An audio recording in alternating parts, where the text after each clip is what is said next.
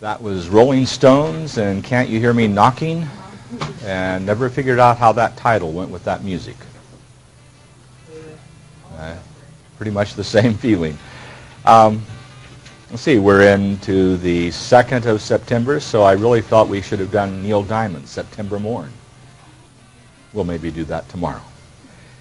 I returned some labs to you this morning, and just some comments in those labs. First, in terms of what I was trying to accomplish, and I commented to you that I was trying something I hadn't done in quite this way, and spending a lot of the 3 days grading. Very, very pleased with the results. I think your compare and contrast was done in general extremely well. Your overview of the intro, at times, for some of you, a little bit light, but still very pleased with the results.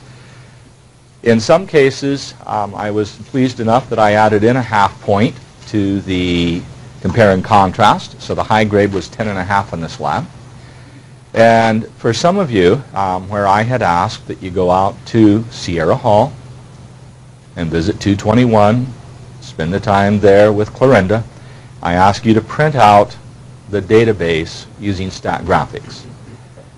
And it appears that in some cases, I think you went to Excel to do the work, and that was not what I asked, so I took a point off. In terms of what the alternatives were, I decided I should take time to go into Centurion, which is the current, I need to make a response here. Centurion is the current version of StatGraphics. Okay, is there a problem? Raise the mic a little bit.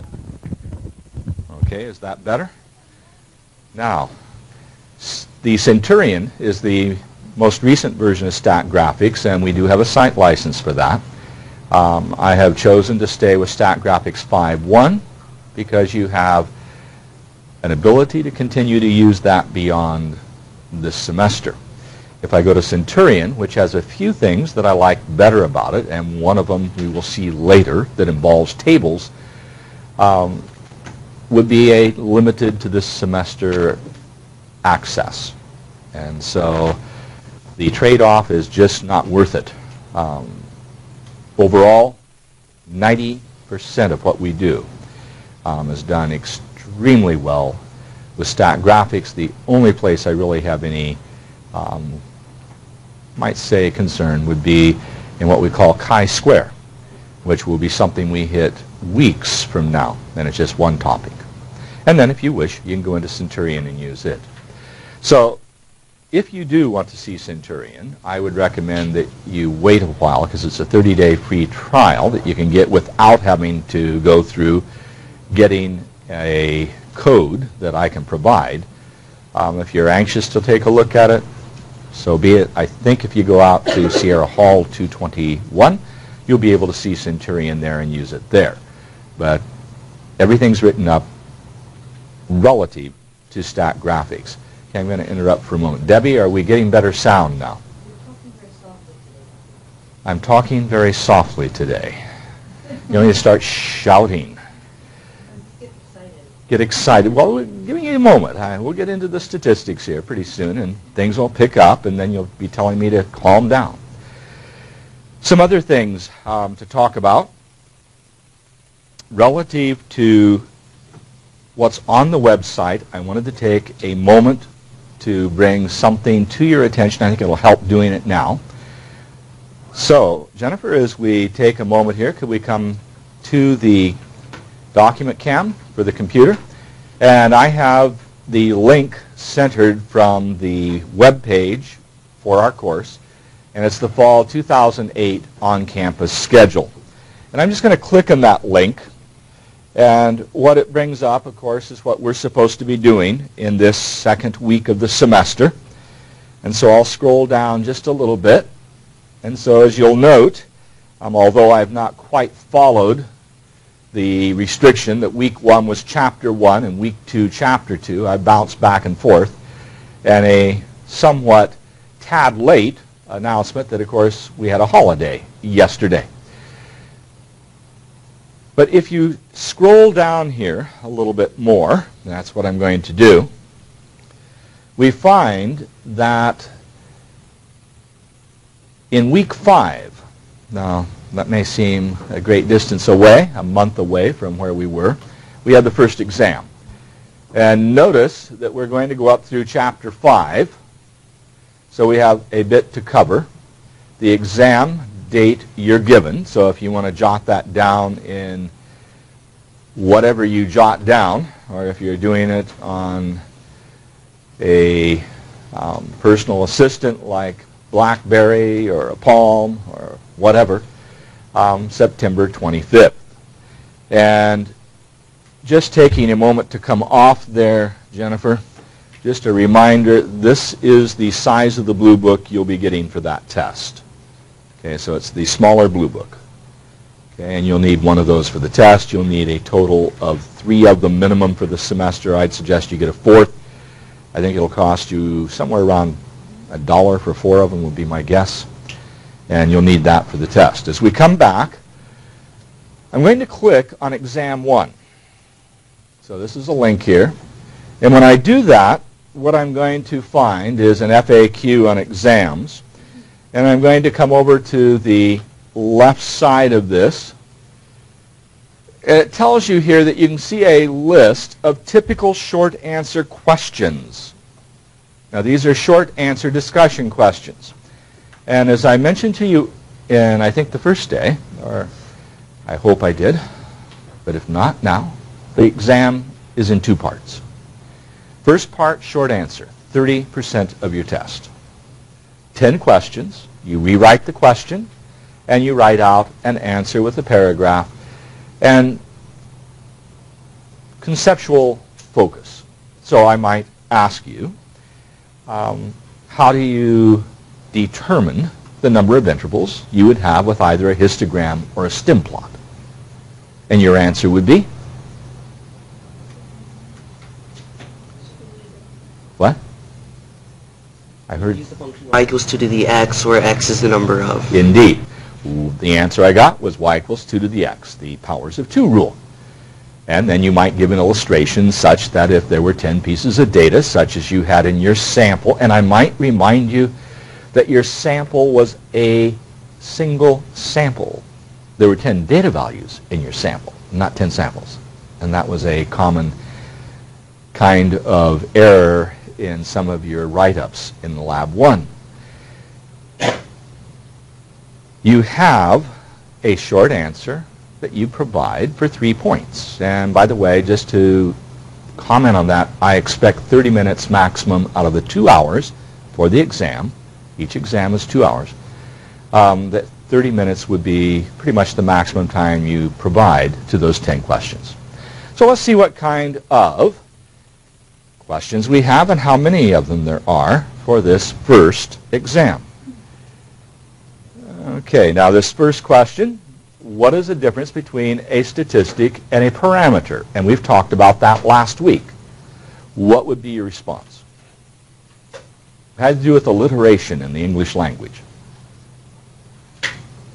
Alliteration in the English language. Very good. Sample statistic was the answer, and population parameter. Excellent. So that a statistic is calculated from a sample, whereas a parameter is calculated from the population. What else distinction, or what is the other distinction between the two? Notationally. X bar mu. Okay, in a general sort of way, with the sample statistic, you have an English letter. With the population parameter, you have a Greek letter. So the answer provided was X bar mu, and that is technically correct, but as you generalize it, sample statistics will be done with English letters and population parameters with Greek letters, and I will have one case as a counterpoint to that later on, but that's a good generalization. And as we look at these, another question that comes up here, When is it appropriate to use a 5-number summary? Somebody want to take a shot at that briefly? 5-number summary. Yes? Very good. The answer, when you do not have a bell-shaped curve. So if you have a non-symmetric, non-normal distribution, remember normal was another word we used for bell-shaped, then it would be appropriate to use the 5-number summary, whereas if you have a bell-shaped curve, what is a more appropriate choice? 1. I thought you had an answer. What was the question? What is a more appropriate analysis if you have a bell-shaped curve? Instead of using the 5-number summary, which focuses on the median, you would use on the tip of the tongue. He's trying to say mean. The sample mean. And what we are going to call the sample standard deviation that I'd like to talk about today, which is part of Chapter 2. The point being, you have a set of questions that you might want to be aware of as we go through, and rather than waiting to a couple days before the exam to look at them, they might be a good list to keep out there, and every time something new comes up, just happen to note, is it on the list? Now the question, how many items are on this list? Well, as I scroll down, as we look at the screen, we're just at 6, 7, 8. We're up to the bottom of the screen. So let me now scroll with the scroll bar on the right.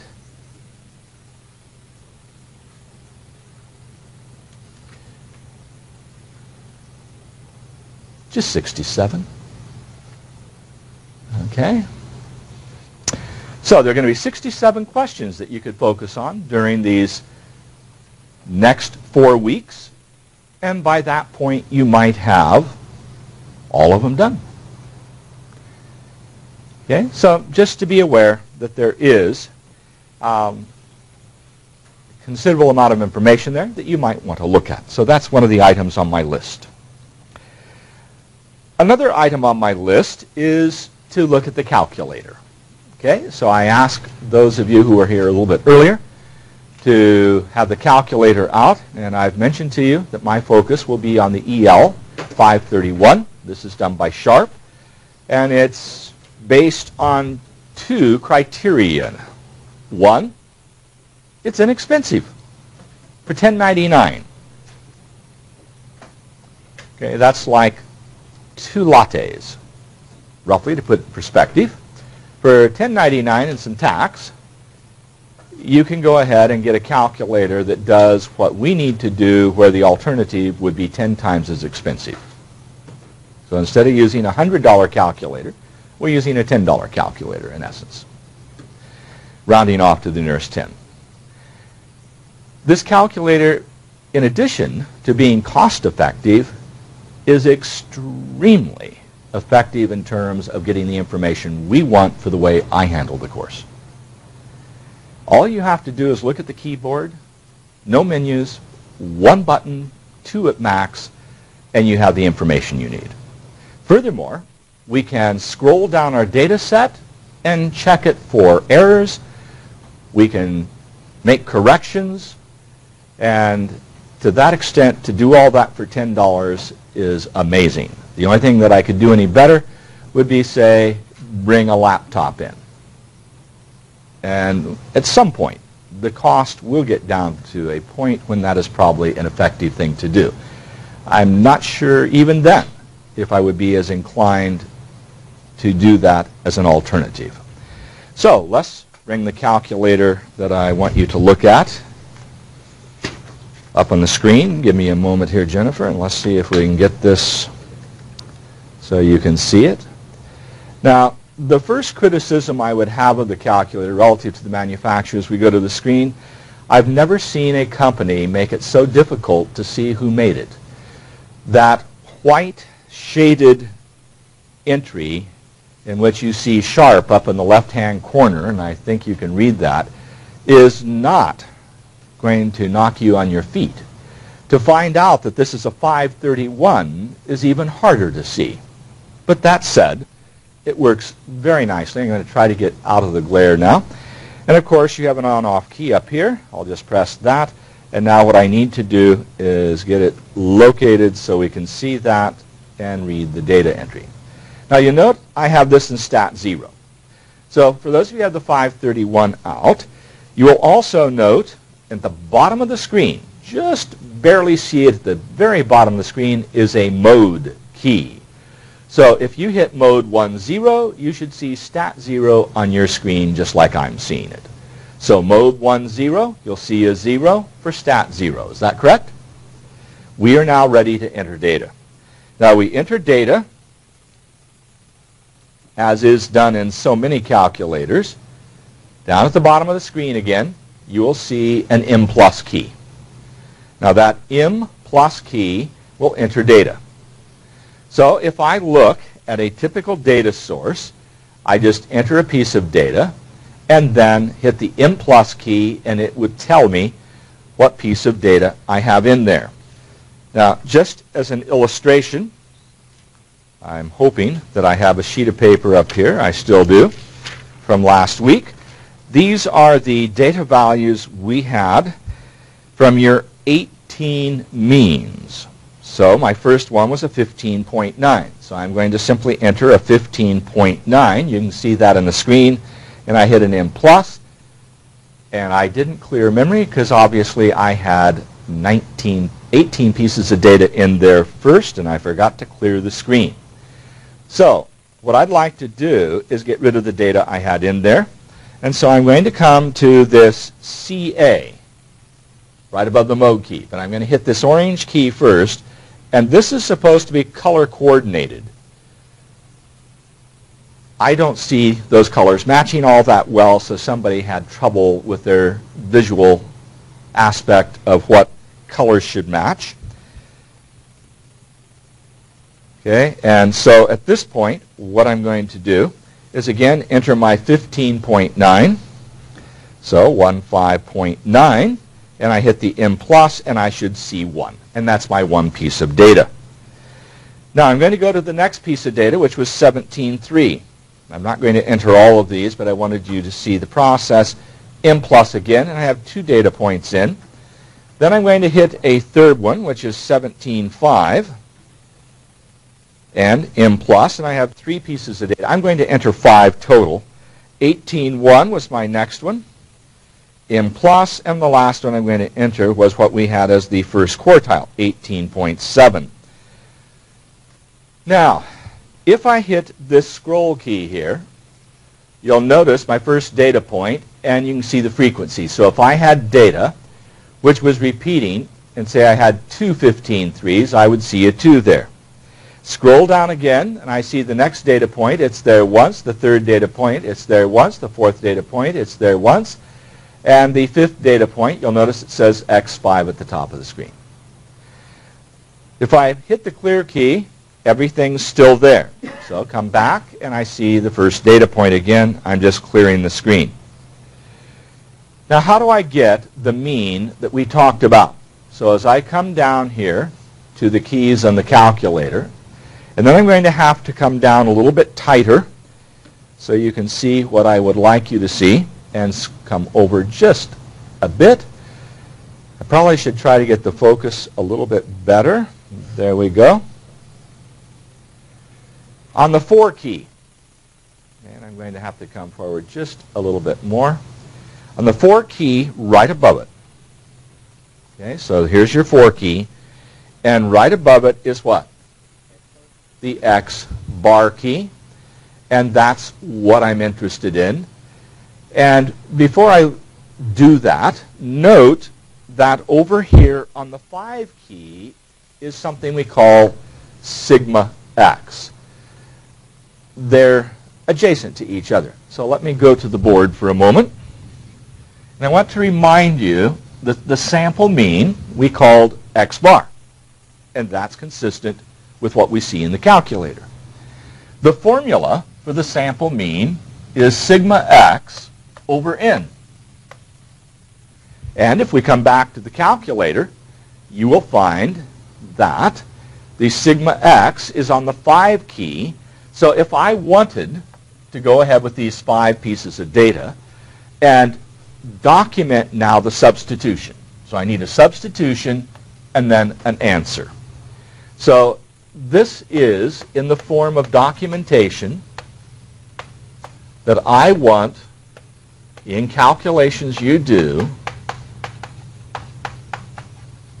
Formula, substitution, and answer. Okay? So I'm going to need to go ahead and, as I come back to the calculator, notice I have a green key that says RCL right above the 9 key. Okay? So here's the 9 key and here's the RCL. So if I press the RCL key and then come down here and press, okay, I want sigma x, and I thought I had that right there, and clearly I don't. Okay, let me check something as I look at the calculator. My apologies, I was getting SX, so it is down here in the period key. I wasn't reading carefully enough. Down here, I have sigma x. So now as I press that and then come back up to the top, I find that sigma x is 87.5. So I thought they were adjacent to each other. I need to make a comment about that because as I come back to the 4 key, what I didn't catch as I was looking at the screen, and still as I look at that screen, I'm looking at the television monitor, that looks like a sigma to me at the very back of the room. When I look down at the monitor right in front of me, I realize I have SX. So just a comment, X bar is your sample mean, and I made a comment to you that we are going to do something called the standard deviation, and it is adjacent to the mean. Now coming back to the question, this is the one I was asking Juan about, and that is if you have a bell-shaped distribution, what is an appropriate descriptive measure with numbers? And that would be the mean and the standard deviation, these two values I have right here. Remember, if you have a non-bell-shaped distribution, then the appropriate analysis is the 5-number summary. And you cannot get the median out of this calculator. You're going to have to sort the data yourself and get that middle value as we did last week. Now, give me just a moment. I need to come back to the computer. It rebooted for me on an update that I thought I had. The sound of money, courtesy of Bill Gates. Now, as we come back to the calculator, give me just a moment here to find out where I am, and let's not go there yet. What I want to do, okay, is, just a moment, I've got to see where I am on the calculator. And I want X bar, and so again, it's the 4 key. And what I want you to realize as we come back to the calculator, it is also in green. And of course, as you look at the computer, at least the monitor I'm looking at, whether you see green there or not, it is when you look at the keypad, but I'm going to hit the recall key and again the 4 key. And now I should pick up the actual value of the mean, which is 17.5, which is my answer. Okay? So that's the process that we are going to follow using the calculator with the documentation. Now, what about the standard deviation? Data is typically centered at the middle of a bell. That is, if you look at the mean and you look at the median, you're going to find those values for a bell-shaped distribution occurring where the peak of the bell is. So if you have a histogram, that tallest bar will be where you find the mean and the median. Now remember, we found out that if we have a skewed distribution, the mean moves towards the side of the skewing, where the tail of the curve is. So a measure of skewing is how far removed the mean is from the median. We'll see that more as we look at box plots in a little more detail at the end of this week. We call the mean and the median measures of center. Now, the measures of spread provided to you by the 5-number summary, the high and the low, give you a sense of how spread out the data is. So the range, which we calculated earlier, remember we had the range, that was the high minus the low. Where did I use the range last week as we finished up the week? I took the high minus the low in the histogram, and we used the high minus the low. We divided by the number of intervals using the powers of 2 to get the width of the interval. So we took the range, divided it by the number of intervals. We rounded up to the nearest tenth to get the width of the interval. And just as a reminder, we found the lowest boundary for the first interval by taking the lowest data point, dropping the last digit by 1, and putting a 5 after it. And that was the process we talked about at the end of the week that you might review. Now, I realize with a 4-day break, 4 days in class, 4 days off, maybe there's a 50% retention at best of what we did last week. But refer to your notes. One of the things you want to do is try to bring that back to the point where you're feeling comfortable with it. But the range is a measure of spread. Now let me give you another one. It is the IQR. Now the IQR, interquartile range, remember we talked about that when we looked at the box plot, and that was Q3 minus Q1, where Q3 and Q1 are what? The quartiles, right? Q1, first quartile, Q3, third quartile. The third quartile, 75% point, we sometimes call it the 75th percentile. But 3/4 of your data, roughly speaking, is below that value. 25th percentile, quartile 1. Okay, and that is a point where approximately 25% of your data is between the value. Now, if I said precisely 25%, I could come up with a counterexample very easily where it's less than 25%. Okay, so for example, with 5 pieces of data, the median is going to be such that you only have 2 values below the median, and in between those 2 values is your first quartile in ranked form, and only 1 piece of data is below that. That's 20%. But that's as close as you get. If we have large data sets, then it's much more precise to say 25% of the data below your first quartile. Now, the IQR, in essence, is measured by the width of your box. 50% of your data is inside that box in a box plot. So if your IQR is large, your box is wide. Your IQR is small, your box is narrow. So if I were to compare 2 data sets, okay, the one with the wider box is more spread out, as opposed to being concentrated near the center. So a measure for the spread, so far the range and the IQR. Now there's something we call the empirical rule. David Moore refers to it as the 68-95-99.7 rule, which is precisely what the empirical rule states. But let me draw you a bell-shaped curve here, just as a representation. I think I want to come down to about there and there. Make my horizontal line. And when I make this horizontal line and then draw my curve, and the curve is going to be something like this. Okay, this is our bell-shaped curve.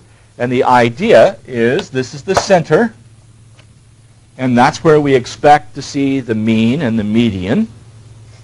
Again, a reminder, if the mean is to the right of the median, we won't see the tail here so much, we will see the right tail longer. So your skewing is where the tail is longer, assuming that there is something reasonably symmetric. Now, with 100-degree days, even though it's cooled off the last couple days, but typically Labor Day being triple digits, talking about skiing right now in snow probably doesn't make a lot of sense. But think of this as a ski slope. And for those of you with a little more of a background, think of inflection points. But if you were to ski down this at about right here, your rotation of your skis change. I'm not sure I got that about where I want it, but that was the intent about in there. And that is called a change in curvature.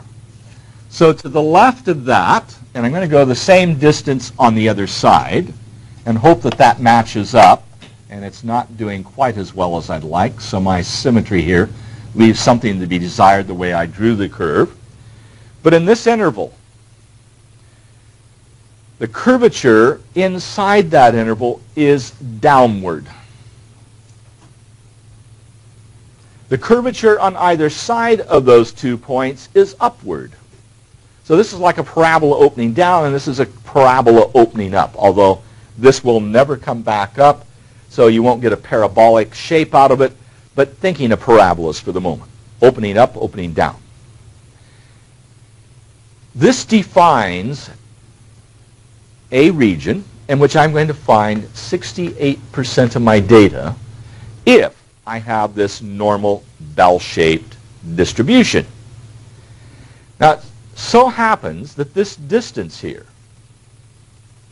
is one standard deviation away from, or the distance itself is one standard deviation. So you're taking the mean and going out one standard deviation to the right and to the left. So to get a sense of what a standard deviation is, think of this picture. So this width between the points where the curvature changes is 2 standard deviations. Okay. If you go further, same distances. So again, just trying to take these distances and carry them out. This would be 2 standard deviations in each side, correct? And that defines 95% of our data. And if we go out one more standard deviation in each side, and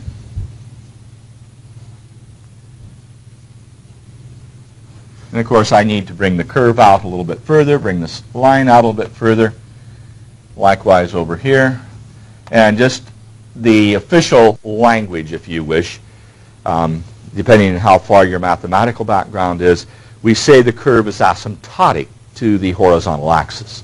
It means it never touches. So we could go out to positive infinity in the right, negative infinity in the left. And we'll talk more about this in the 3rd chapter. But in order to give meaning to the 2nd chapter, where we talk about standard deviations, it so happens that in this range we have 99.7% of our data. Okay? So a standard deviation gives a sense of how things are spread out. Hence a measure of spread. So a very interesting estimate for this standard deviation, and I'm going to use the little letter S for standard deviation, and you saw that as we go up here, the left side. And thank you, Jennifer. We could leave the X out and just use little s. But this calculator does bivariate data analysis, meaning x's and y's. And so we would have an s for the x's and an s for the y's. Hence, s sub x, standard deviation for your x values.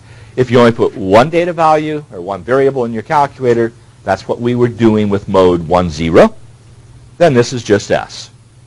If I wanted to put two variables like ordered pairs into the calculator, I would use mode 11. No need to change your calculator. The minute you do that, you lose your data.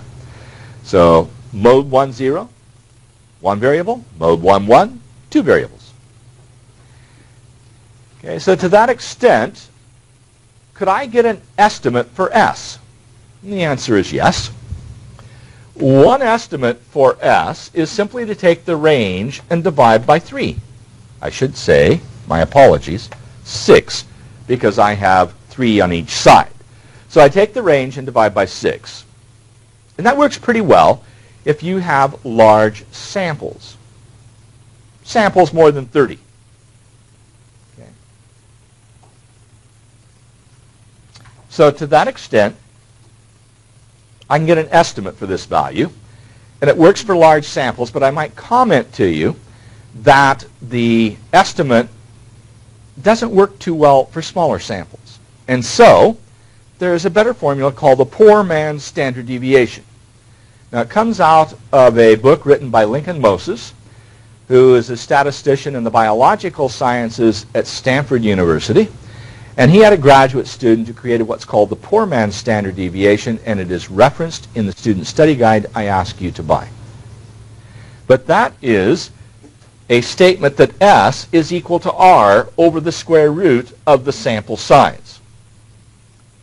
So in our case, where I gave you 5 data points, and we'll try to compare this in a moment, we have the square root of 5 in the denominator, and we need the range, and my lowest data value was 15.9. It went to 18.7. So I'll put 18.7 minus the 15.9 from the data I just entered into the calculator. You have that same data, I hope, entered into your calculator now. So if I take that difference and divide by the square root of 5, what number do you get? You've got calculators, go for it, unless you want to do it in your head. The square root of 5 is 2.236, so if you prefer, you can go ahead and do that. 1?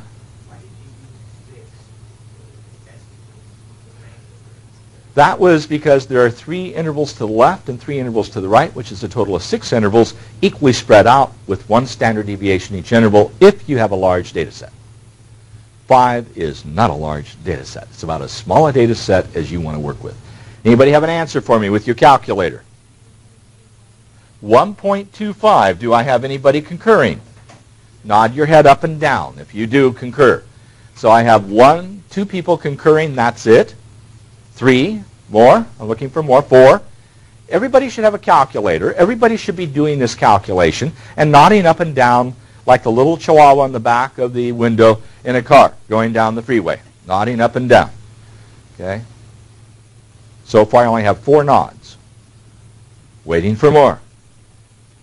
I'm not going to get more. There's another one. Okay, I'm at 5. Waiting for more. 6. Okay, folks. Correct your ways. Now, question. As we go back up here to the, I'm going to go to the left corner and we're going to scroll. Oh, okay. So scrolling along with Jennifer. And tweak. There we go. I need S sub x. So I'm going to pick up that value from the calculator. I still haven't told you how to get it. But for the moment, let's see what the calculator tells us for this value. So I'm going to come back to the calculator, which is now still a stat 0. And I'm going to hit the recall key. I'll just tell you what I'm hitting. And then I'm hitting the 5 key, and I get 1.05. So I have a 1.05, and we estimated at 1.25. Now, question, is that in the ballpark? The answer is yes. Okay, and that's about all we get is in the ballpark. The effort here is to avoid the really blatant error. So, for example, you had a 10 for an answer when it should have been 1.25 by the poor man's standard deviation. That would be very evident as a mistake on your part. So the question, how do I calculate the standard deviation? Deviation means something is different, right? We're talking about the deviation from the mean. Things should be near the center. If they're apart from the center, the deviation, if they're far apart, is greater than if they're close. So a way of doing that is to take the value of x and subtract the mean. That's the deviation. So as I look at my data values, and I said that we have a 17.5 for the mean, I'm going to go over here now, and let's just go to the other camera. What camera are you on now? Let's go to 2 over here on the right so we aren't scrolling, so I can come back to here if I need it. So as I go to that space, I'm going to look at the mean x bar and subtract it from each value of x. Okay, and I want to do that for all the x's. So I'm going to indicate that. And if I do that for the first value, which was 15.9, and I subtract the 17.5, I get the deviation. What is that value? You've got a calculator, you can do it in your head, but I need the number. Waiting for you to participate. What is the number? Negative 1.6? Do we agree? I should be seeing a lot of head bobbing. Okay, Halloween time, the apple's in the barrel of water, bobbing. Okay. Now, notice that's negative. If I think of the highest value, which was 18 point what for my high value? 18.7? Notice in that one, when I take that difference, and folks, you better be able to do this one in your head. It's a 1.2, and if you can't, give serious consideration to your abilities to do mathematics. A 1.2. That's positive. Now what's going to happen if I start adding these together? They offset each other, right? It turns out we'll get 0. So if I take the summation of the x minus x bars, because of the way x bar is determined, I will get 0. That's not good when I'm trying to measure the variability of my data set. So we square it. We square each of those. So I'm going to square each of these deviations and then add up the result. And that's the numerator of this calculation for S. I divide by, and this is not at all obvious to you, not by n, but by n minus 1. And that has to do with why we calculate a sample statistic. We calculate a sample statistic to estimate a population parameter. Let that sink in. When I pause, you should be making a note. This might be important. Populations are usually large enough, I can't get a listing of the population of data. So I use a sample to represent that population, just as you did in the first lab. Then I want to get a mean and standard deviation from that sample to estimate the population parameters. And I'd like my estimate to be right on, dead on. To do that, I divide by n minus 1 rather than n in this case. Now, it turns out that if I square the deviations, I don't have a deviation. So I take the square root of this mess. And now I call that a standard deviation. Okay? Conceptually, that is what we are doing. However, that formula isn't a very nice one to document. So I'm going to write for you another formula, which is easier to document because we can do recalls. It is n, the summation of the x squareds, minus the summation of x quantity squared, divided by n times n minus 1, and take the square root of that mess, and this is called the computational formula. And that's the one that we will tend to use because it has some very nice applications 3 weeks hence. So looking ahead, this is a good one. You get the same answer. And algebraically, if you were so inclined, you could go ahead and demonstrate that you get exactly the same result. One will morph into the other, if you will. Now, technically, we are focused on the standard deviation, and just to make a note for you, S squared, without taking the square root, is what we call the sample variance, which is a little better word, perhaps, for variability, variance. So the sample variance is S squared. Now, it turns out in the scheme of things that we start out because of the empirical rule focused on the standard deviation. As the semester progresses, we will segue that into the variance as the greater consideration. Okay, so that's where we're headed. So with this formula in mind, where am I going to pick up sigma x squared? And if you are having trouble distinguishing between these two quantities, understand that sigma x squared means you're going to square each data value and then add up. Whereas here you add everything up and then square it. And again, there is a hot spot related to that in the study guide to give you some assistance. So again, what I need to do is come back to the calculator. So Jennifer, if you will go back to the document cam. I need to know what key would give me the summation of the x squareds.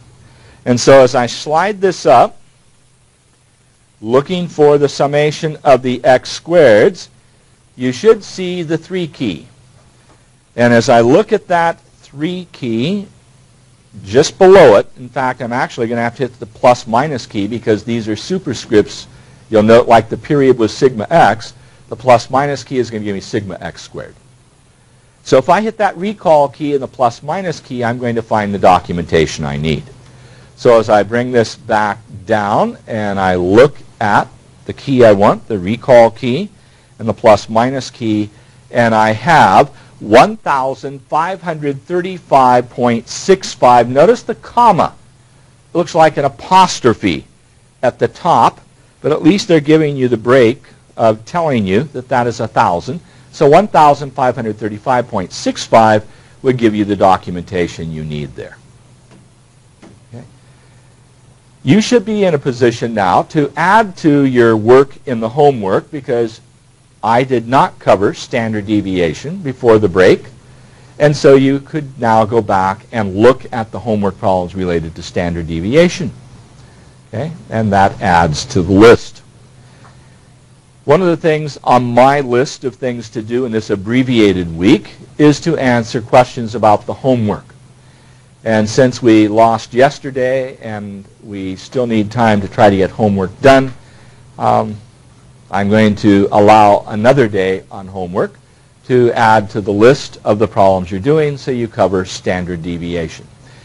Before I leave this, just a comment that there is a formula for the standard deviation of a population. Okay, and that is going to involve a different notation. So if I come back again to the, no, I'm going to go still with camera 2 on the formula for S I have on the right side. So let's go back to there, Jennifer. Instead of having x minus x bar, I'm going to have x minus mu. So x minus mu quantity squared, because I would know the population mean. The denominator is no longer n minus 1. It's just going to be the population size, which I often denote by big N. So it would be x minus mu quantity squared over big N. And instead of little s, we would have, tweak a little bit to the left for me, Jennifer. Instead of little s, I would have little sigma. Now the little sigma notation, so if I come down here, this is my effort to make the Greek symbol sigma. Sigma squared would be the population variance. And if you will note, on the calculator, as we come back to the document cam, there is notation for sigma as opposed to little s, and that is found on the 6 key. So if you look at your 6 key, right above it you'll find a sigma x. They do a little better job with the Greek than I did on the board. Okay? Now that's about all I want to say relative to that. I'd like to now talk about the lab a little bit, because you now have a second lab that's due this week, and with an abbreviated week, I'd like to put that into perspective. And again, suggest to you that if you need help in the labs, or you find it beneficial to be able to ask questions with somebody who knows what they're talking about, it's Sierra Hall 221 with Clorinda. For those of you who avoided my request demand, however you perceive it. Go over to Sierra Hall 221 last week. Get yourself over there. Spend some time there so you can find out the resource that is there, because there will be a point at which you will need it, regardless of your backgrounds. So with that, I'm going to come back now to the computer. Let's come off this. And one of the things I hope that you did already, and I'm going to come to the upper right side of the screen. As we go to the document cam, you see the icon for StatGraphics 5.1. It's right here. By the way, this is the way it looks for Centurion. But if you look at StatGraphics 5.1, you should have installed that in your computer already. This is, of course, the page you get. I'm going to increase the size of the spreadsheet and narrow in to the top left corner. Now, in this particular lab, we are going to look at the World Factbook 2008. So I come to the third icon, click on that, and all this is doing is helping me open the file I want. I left my World Factbook 2008 on the desktop. Wherever yours is located, go for it. I double-click here, and when I do so, I immediately get the database. Now, as we did on the first week, first day or so, I wanted to look at how the countries of the world are distributed by continent.